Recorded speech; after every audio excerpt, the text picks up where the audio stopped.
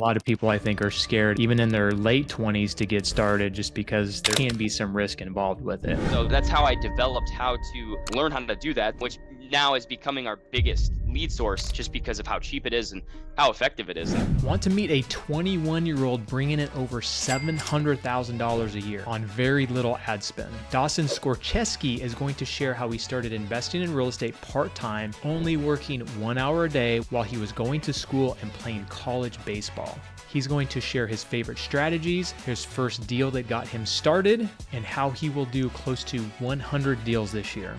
We talk about the mindset and drive it takes to be successful and how to use your time wisely if you only have a little bit of time to dedicate to this business. All right, Dawson, 21 years old, man. What is the secret to you being so successful at such a young age?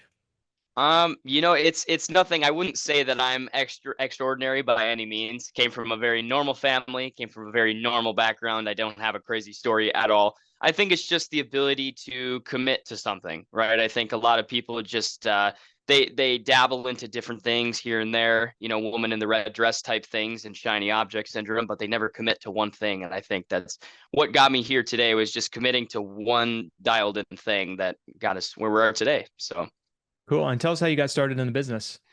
yeah, so I was in college. I was playing college baseball at a small NAI school about an hour and a half away from my hometown. And it was a smaller city than where I grew up, so it's a little bit different.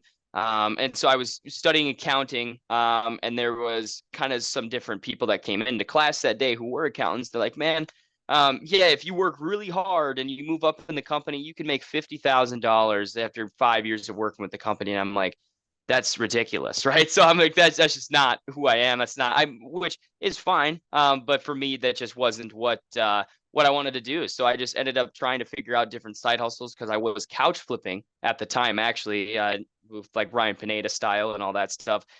Did pretty well doing that. And so I was like, okay, I've sold like 75, 100 couches at this point, doing, a couple grand a week, $1,000 a week at that point. And so then I was like, okay, how can I turn this into something that is maybe more high ticket than couches, right? Because I'd pick up a couch on Facebook and then I'd resell it right on Facebook again, right? For like $400 more usually. And I was like, well, $400 is great, but I want something more high ticket. Like I'm not going to flip couches for the rest of my life. And so obviously through TikTok and social media, right? I'm like, well, this is the same exact concept as couch flipping in my mind, right? You just find a person who wants to get rid of the couch, right? In this situation, it's a house. For whatever reason, usually it's speed and convenience, right? And so then would take the couch and resell it, and that's the same concept with real estate investing, pretty much. And so that's how I started deep diving into it and really committed to making cold calls right away, because that was for me the cheapest way that I could get some deals with competition and things, because there's a big timing factor. I'd catch these people at the right time, so that's kind of the big deal there. But that's kind of how I got started with the ball rolling. Got my first deal off a cold call out of my dorm room, and did a JV deal with a nice guy here in town who also does the same thing. So that's kind of how it worked out. Nice. How long was it from when you got started to when you actually found your first deal to when you actually closed and had a check in your hand? And tell me about that first Oh deal. yeah. Yeah, so it took me about 3.5 months roughly to get like an actual first deal, 3.5 months of cold calling, because I probably had maybe an hour and a half, 2 hours a day with class, baseball, and all that stuff, right? So then I had about an hour and a half each weekday to call. Took about 3.5 months to finally get in touch with the what ended up being my first deal. So then that one, we got it under contract 3.5 months after I started. And it ended up closing 3 months later just because it was owner occupied. So they had to find a place to go. Ended up finding a place to go. And then my second deal actually closed. My second deal that we had got under contract closed before that one. So it's, I would say check in hand, it was probably around 4.5, 5 months check in hand. But that first deal I got a check for probably 6 months from when I started. So Nice. And how much was that first deal that you got? so it was a $20,000 fee that I split. So it was around 10,000 that I took home. Nice. Awesome. So a couple things that you said that stuck out. So I feel like a lot of people that are successful have two big things that I kind of took notes on already. One is just the mindset, right? A lot of people Right. have the mindset of going to school and getting a job, and which there's nothing wrong with that. And I think for some people, that's kind of what they need, right? They need structure, they need to go work for somebody because they just don't have that thing that some people have to Right. kind of start their own business, right? And Yeah. then the second note I put here was drive, or the second word. I think Yeah. just the drive, like, you even though you have the mindset, like some people may know that there's another way to create wealth and success. And it seems like the people that are successful have the drive to do it. So not only did you know what Right. was good, but you actually took the action. I mean, gosh, you were going to school playing baseball, and I know what it's like to play baseball or play college sports. I played college football for a year, and the Nice. dedication Yeah. it takes to be good at a Right. sport, especially in college, is pretty big. So to Yeah. find the time to actually go and start this, I commend you for it, because the mindset, the Yeah. drive, and everything you had to do to kind of get started and going. Um, Right. and at your age too. I mean, I started at 21 as well, and I'm glad I started when I did.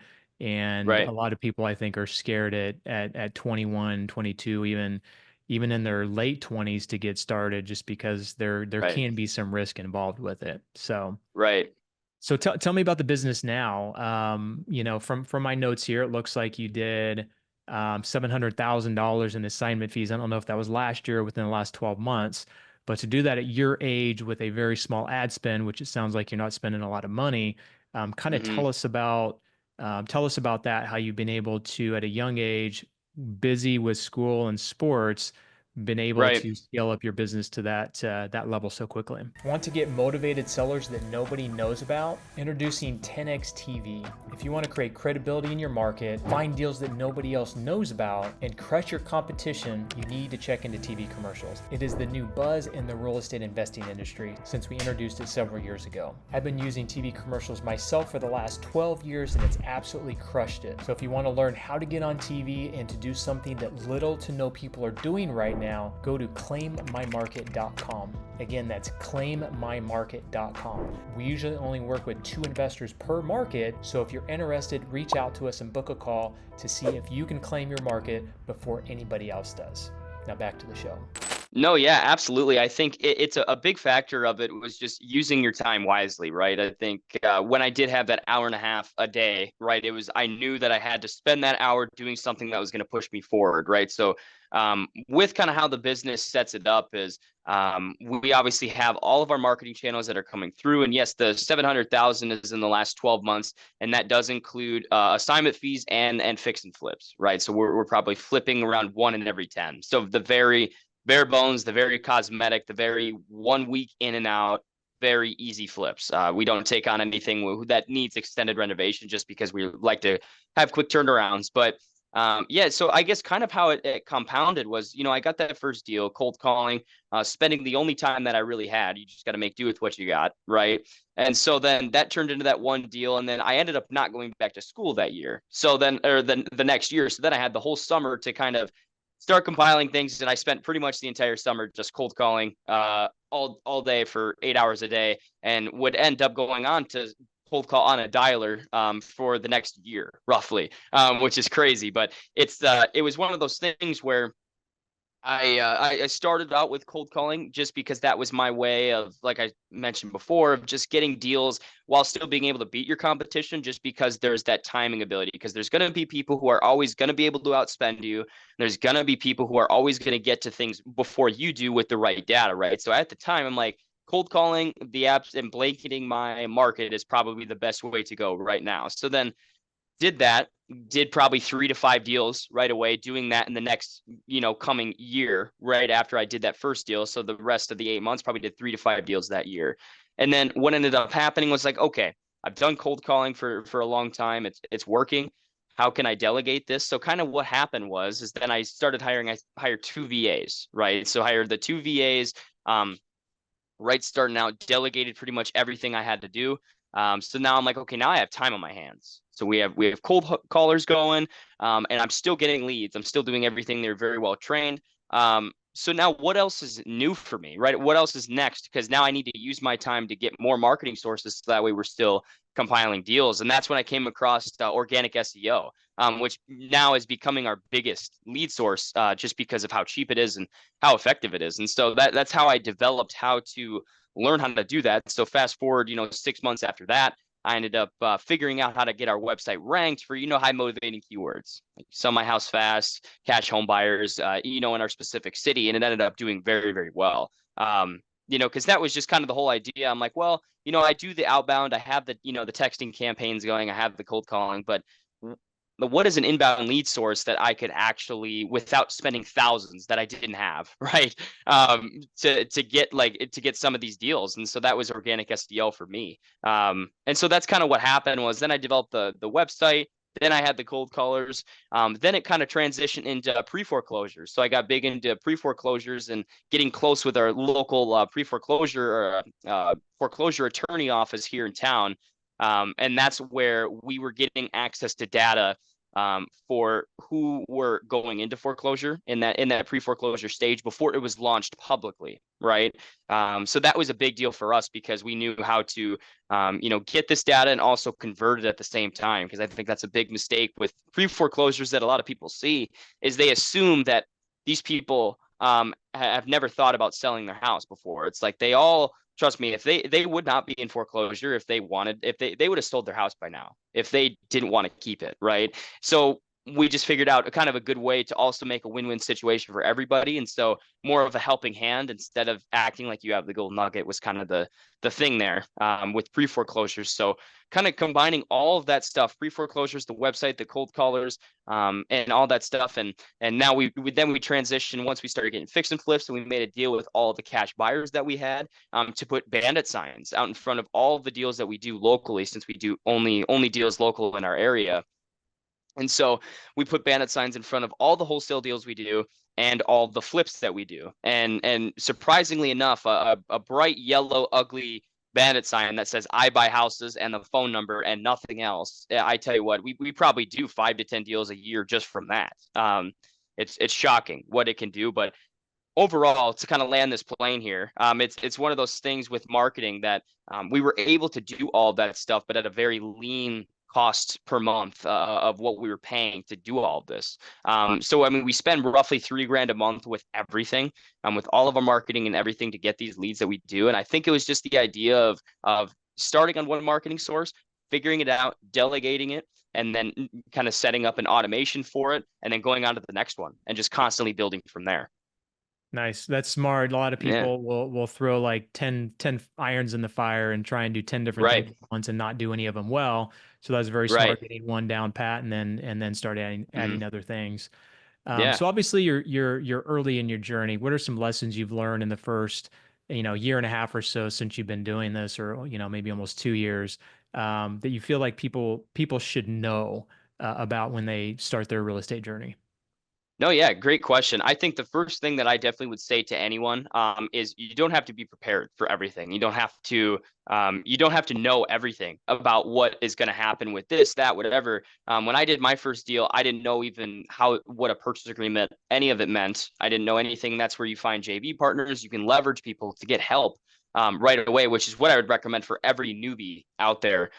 Is to partner with a local JV person in your market that obviously is a good guy, because they could screw you over down the road if they want to. But Yeah.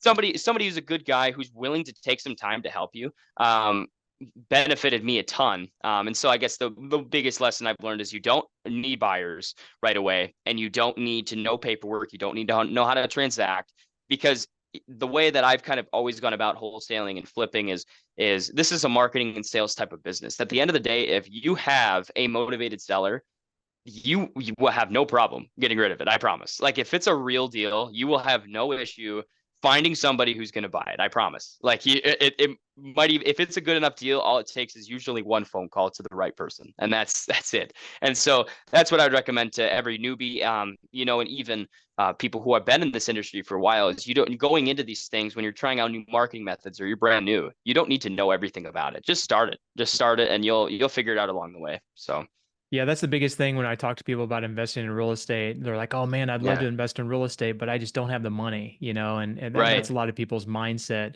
It's Right. it's kind of funny how similar you and I are because I started at 21 as well. I ended up Right. dropping out of college as well to kind of continue my.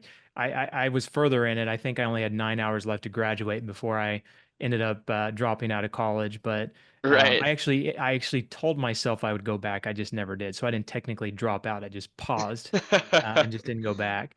Um, Yeah. but yeah, that's and I had the same mindset. Like I literally knew nothing. I ordered an info product on TV. I read it. It was a Right. binder with CDs. It was CDs at that time back in Oh 2001. wow. Yeah. And honestly, I just started calling people out of the newspaper and Hmm.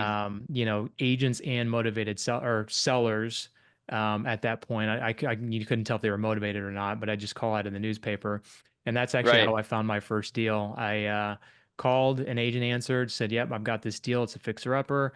Went and looked at it, put it under contract, and then I didn't know how I was going to buy it. I just figured it out, right? I went Right. to a bank, I went to my dad, tried to figure out how to get the money, and within Hmm. 30 days after having this property under contract, I just figured it out. I had this property under contract. I could either let it Right. go or I could figure out how to find the money, and that's what happens when you put yourself in a position um when you're doing something, you just kind of have to figure it out, right? It's kind of like Right. jumping off a cliff, like they say, and building your wings on the way down, right? Exactly. And it's not for Exactly. everybody, right? You got to have No, no, it's not. I mean, gotta, and what's so impressive about especially your story too, I would argue that your story is more impressive than mine because being in the day and age of my generation, you have so much access to so much information nowadays that it's crazy. I mean, you're calling out of a newspaper while I was on a dialer 8 hours a day, contacting probably 50 times the people you were at my age, right? So that ability. I think what's even more impressive about your story is just the fact that you probably had to grind a lot more than than the average person would nowadays. Which is funny to see, but Yeah, no, I appreciate that. And I think that that is yeah, true. I mean, the access we have to, like I even say, like, you can listen to a podcast today and literally be an investor within like 48 hours because you can yeah, subscribe to a software, buy a list, and just start dialing and, start talking to hmm, sellers right away. So the access that people have to tool system and software and the education to do it is very ample right now. oh for sure, So I know I keep saying this, but at your age, 21, you seem to be very hmm. advanced and very wise for your age. Where do you think you got that? Do you feel like that was just something that was kind of inside of you? Do you feel like in the last like couple of years, maybe you've surrounded yourself with the right people, that you've listened to the right podcasts? Like, what do you think is really driven you to kind of where you are in the last couple of years? No, yeah, that's a great question. So I know that some people have stories of like, oh, I came out the mud and I was broke, poor, my parents' house got foreclosed on. That is not me at all. I came from a very great family. Both my parents are very middle class, work middle class. Um, Came from really no issues at all. I mean, I had a car in high school, like I had all that stuff. So I don't want to come across like, oh man, I had it so rough.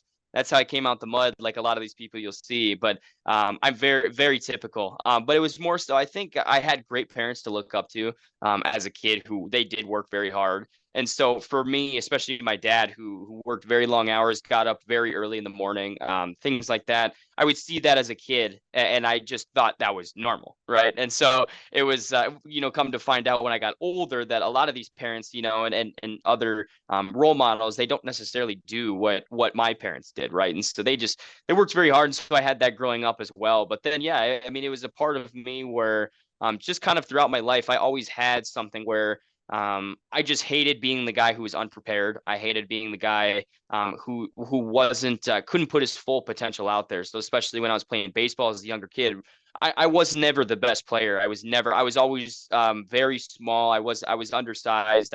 You have a lot of things against you in sports and things like that, but I think it was just the ability to be like, okay, what is my only decision that I can control is to work hard. At the end of the day, there's only a few things you can control in life, and that's what you spend your time on, and how you're going to progress yourself forward. You can't control how big you are, how good you are at swinging a bat, right? And so I developed that concept at a very young age, especially getting heartbreaking news at the time, and I'm like 10 years old, didn't make the team that I wanted, and so those things kind of in life compile back on, and you develop good habits when you have things that maybe don't go your way. So Yeah, awesome. One other thing I wrote yeah. down here is, you said you worked about an hour a day cold calling, and Hmm. I'm sure you've heard of Parkinson's law, or maybe you haven't, but Yeah. the time you allow, the time you give it is what I can't remember how to say it, but basically, if you work an hour a day, sometimes you can get more done or as much Hmm. done working 8 hours a day, right?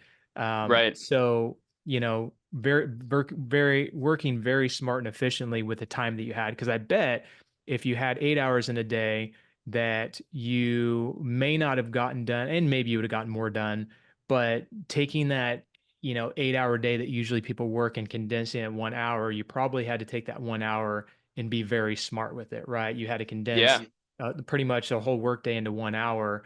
So to kind Hmm. of talk about that a little bit, do you feel like that kind of pressed you to like make sure that 1 hour that you used every day that you had was way better used than, maybe working, 3 to 4 hours in a day?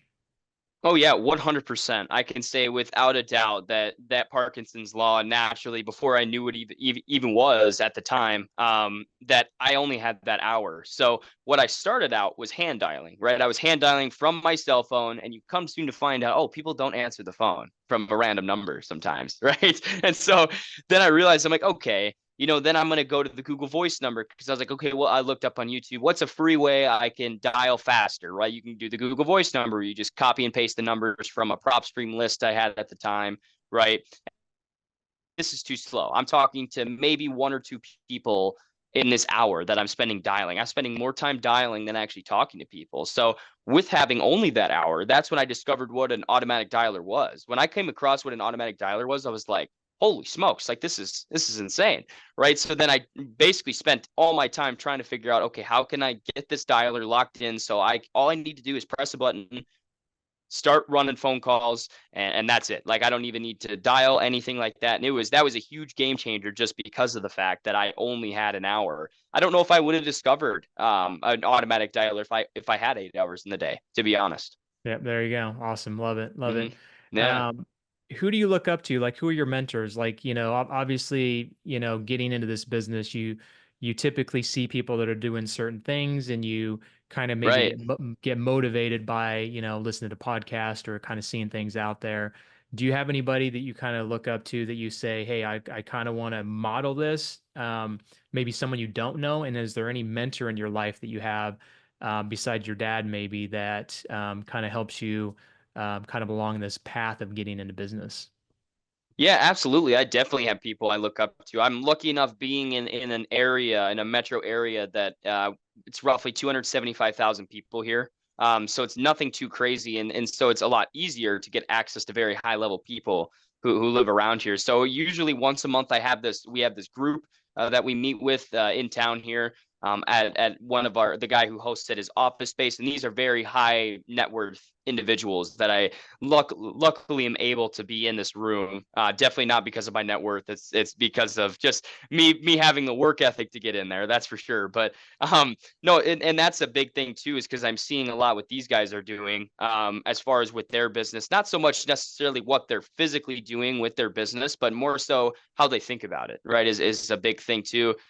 They think about, oh yeah, like I'm going to hire this person to do this, and we'll see if it works. Where some people are so afraid of hiring people because they don't want to waste money on hiring people, where they have such a different look at it. They're the type of people where they refuse to work, quote unquote, the cash register, right, in their business. It's such a different way to look at things. So you get opened up to a lot of different stuff locally. So I'm lucky enough to have that group locally. But also, yeah, I mean, there's definitely people on social media that I look up to that I think do it very, very well. I think, I mean, a lot of people would say this guy too, but Alex Hormozy, I think he's a guy who he's very, very intelligent in the fact of just making sure he's using his energy in the right places, and making sure that he's just so raw in the fact of, okay, I'm not going to do things if it doesn't work. Like, if I'm not going to waste my time, he doesn't waste his time doing business theater, setting up a logo, setting up web design. It's like, that's not going to get you farther and where you need to go. It's doing the actual work, and I think that's what I model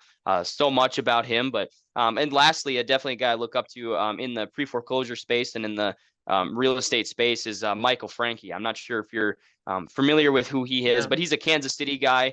He's up and coming as far as his social media brand. He's getting up there. But yeah, he's probably one of the most genius pre-foreclosure guys I've ever seen. And so he's just a Kansas City guy. All he does is pre-foreclosures in Kansas City. And so he just created this community called Niche Community. I'm not in it, but it's definitely something if you're looking to learn how to do pre-foreclosures correctly. And so he's a very good role model because all he does is pre-foreclosures and that's it. Obviously with the laws in Kansas City, there's definitely benefit on his side just with how fast they turn things. So people are more motivated in a city like that with foreclosure specifically. But that's he does a lot of things right. He does a lot of business things right, and so that's another guy that I look up to as well. So Nice. yeah. What are some principles you live by? Obviously, you said hard work. It sounds like that was just kind of instilled in you from a young age from your dad. Any other principles that you live by that you feel like are very important to you? Yeah, I mean, it mainly my big mantra is just straight up just commit, right? That's kind of where I am a big deal. Like you don't have to know everything. I know we talked about it before. Don't have to know everything going into this stuff. Like going in blind is almost sometimes better because if you did know what was behind that wall, I mean, you probably wouldn't even start, right? So you don't want to have too many dishes in the sink. Just wash one dish at a time. That's just kind of how I guess I do things because every single day in this business, with the roles I'm lucky enough to have now, is I'm just trying to move the company forward, right? So moving the company forward is constantly learning new things, constantly improving things, and looking at what you already have to improve. And so that's kind of my big mantra is just commit. Just don't watch another YouTube video, don't watch another how to, don't watch anything else. Just straight up commit. So Nice. What based on the market, you're in a pretty small market, and I've heard people say that, smaller markets, to me, I love smaller markets, especially clients that yeah, we, get on TV because we can spend a little amount of money and really get good yeah, results because we're saturating a small market. yeah. What do you think the advantage and disadvantage of being in a small market is for you? Right. Yeah. There's definitely good things and bad things. I think the good thing that I would say right away is in the beginning, it is definitely a lot easier to start. It's definitely a lot easier to leave a footprint in the city at a very beginning stage, right? Where if you go to a place like Phoenix, yeah, that's going to be very difficult for in the beginning stages, right? But in a place like Sioux Falls, where I'm at, it was a lot simpler, I would say, than a lot of other places to maybe get that first deal or get that those first few deals.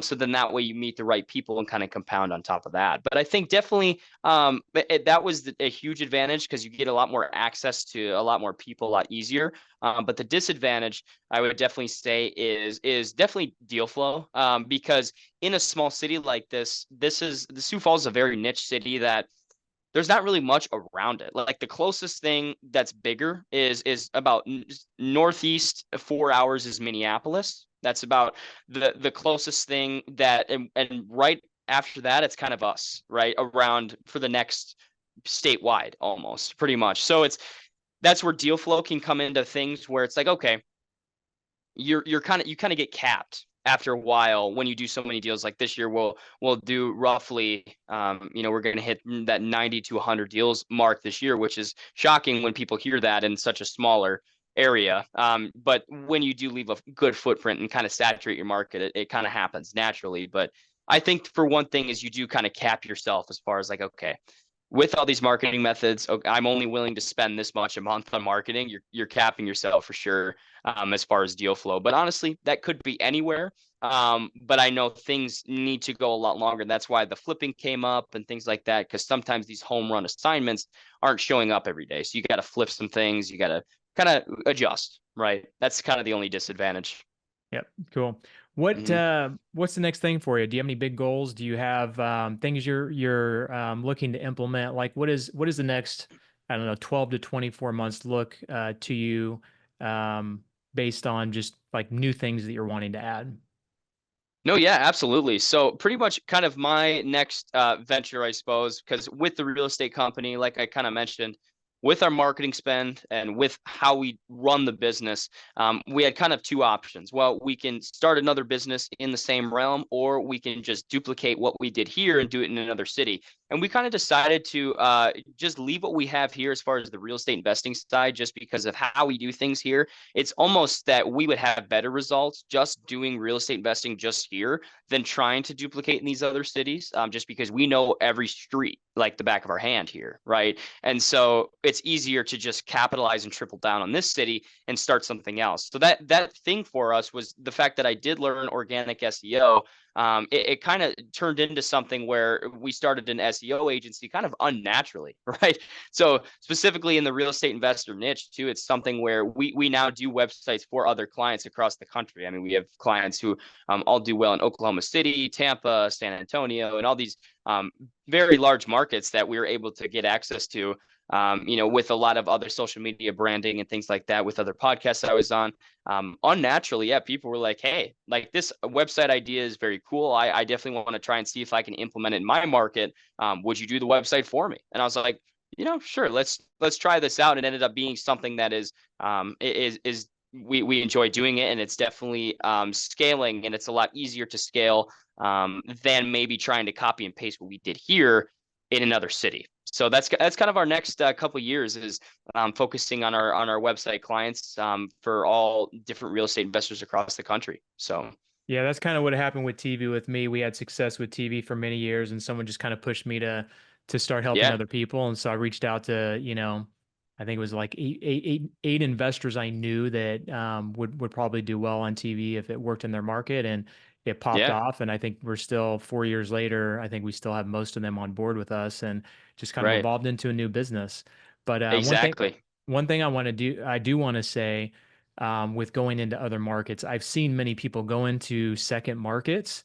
hmm, I think it's a great thing to do if you're set up to do it. What I mean by that is that I know for me, I think the last probably 5 to 10 years have been different where, first 10 to 15 years, if someone showed me a shiny object, I'd go after it, whether it was another right, market or, multi-level marketing or something of that nature. right, And what I tell people is like, if you have something really good, I wouldn't take your hands off of it and really try and start like another market, for instance, until you right, have it all set up to where like literally if it didn't need you or you weren't there, hmm, that it ran on its own, right? right, Not saying that you can't do it a little bit sooner, but for me, I feel like the ones that I've seen do it and do it right, they get something set up to where it's way far ahead. It's very advanced. It's very automated. They have people in place. So when they do yep, go and try another market, it's not too distracting. Because if someone is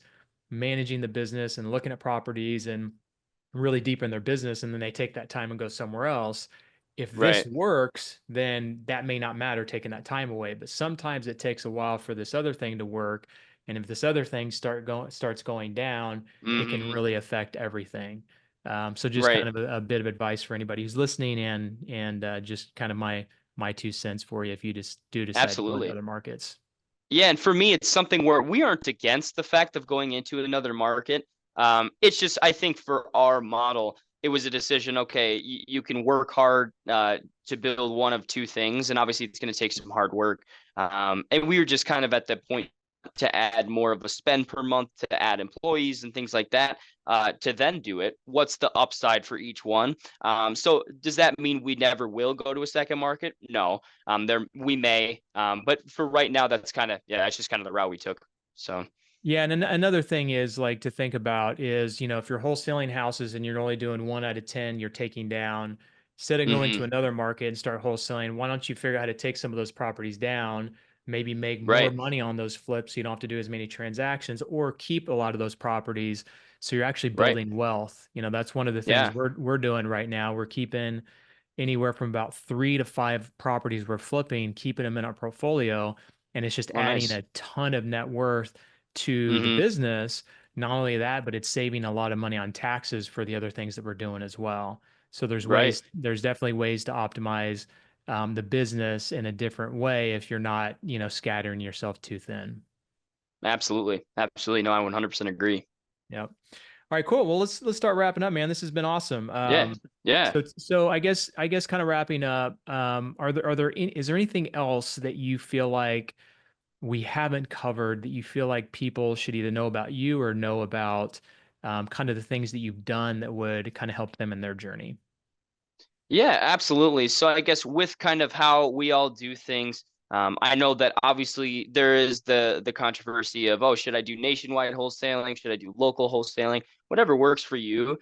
For us, just doesn't mean that you don't need to just focus on one local market. For us, that's where we just found the most success, for us personally. So I would say that is there is people out there who do deals all across different states and things like that. That's great. But just what worked for us very well that we tripled down on was our local market, because we realized for our skill set and kind of how we do things, and how our business is set up with the way we want it to be set up, it just worked the best for us, with how all the numbers and everything were flowing. So yeah, I mean with that too, with local wholesalers, obviously I can relate to a lot of them, and how it all works. So for us, obviously with the SEO stuff, if there is people out there who are looking to get a website set up, I'd be happy. You guys can DM me or hit. We have an agency website as well.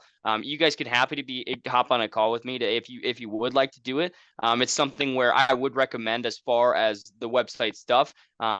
Definitely have your basis set. You're doing consistent deals for the most part, as SEO can be a long-term game. But it's definitely a digital asset that is definitely worth quite a bit to have in the long run, as you're getting a lot of motivated sellers on autopilot. So yeah, that's kind of the one thing I guess I have for everyone else as far as what I've done. But yeah, I definitely appreciate this. This was awesome. So Cool. So how can people get a hold of you? So Dawson, it sounds like he does SEO for real estate investors. So you want to tell them where to go to a website, and then also if you want them to hit you up on Instagram.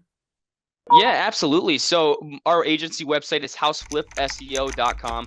Go there and you can book a call with me. It's just a 30-minute call and see if SEO may be right for you, depending on how your business is set up. And also on Instagram, you can hit me up at Dawson, Dawson, and then it's underscore SKOR, is my Instagram tag. So feel free to shoot me a DM there. And I'd be happy to chat with you guys if SEO may feel like the right fit for you. Cool. Dawson Yeah. Skorcheski, 21 years old, crushing it. So if you guys want to reach out to him, follow him, give him some love. Appreciate you coming on here, Dawson. Look forward to seeing kind of your journey over the next few years, and we'll Yeah. reconnect and let us know if there's anything we can do for you to support your journey. Absolutely, man. No, I appreciate all the time today. It's been awesome. All right, man. Talk soon. Awesome. Thanks so much.